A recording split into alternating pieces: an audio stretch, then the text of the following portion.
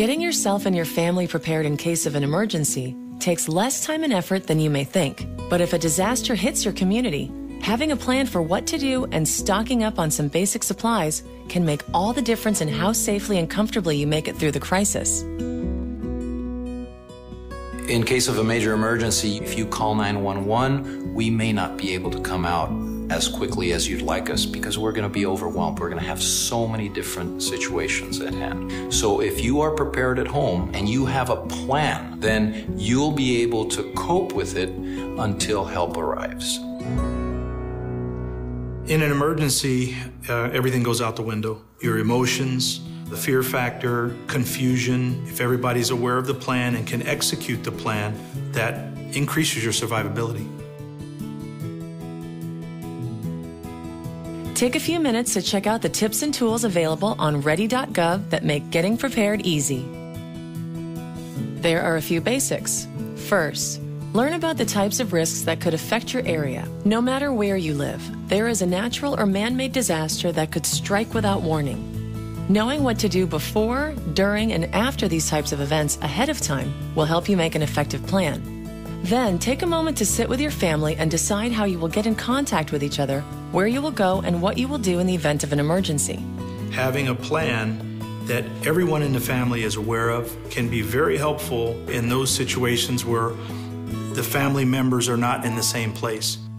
You can use the Family Emergency Plan available on ready.gov to organize family information and help you develop a plan that works for you.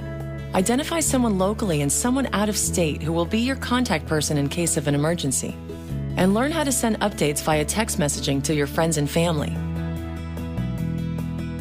One of the things that we've noticed in the past during major emergencies, both the regular phone lines as well as the cell phone lines were overwhelmed.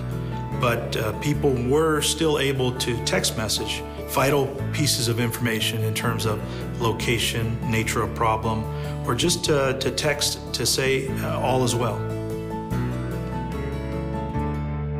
Once you've established your plan, print out a list available on ready.gov and start to put together an emergency kit. A standard emergency kit includes water, food, and medicine to sustain all members of your household for at least 3 days. Visit ready.gov for a complete list of suggested items, along with recommendations for how to prepare a family emergency plan. Even if you just add a few items at a time, very quickly you will have a great kit that will ensure you and your family are prepared for an emergency. Also, be sure to keep a copy of the emergency plan together with copies of important documents like birth certificates, insurance policies, and financial forms in your emergency supply kit. And don't forget to maintain your kit and plan throughout the year, replacing items prior to their expiration and keeping contact information current.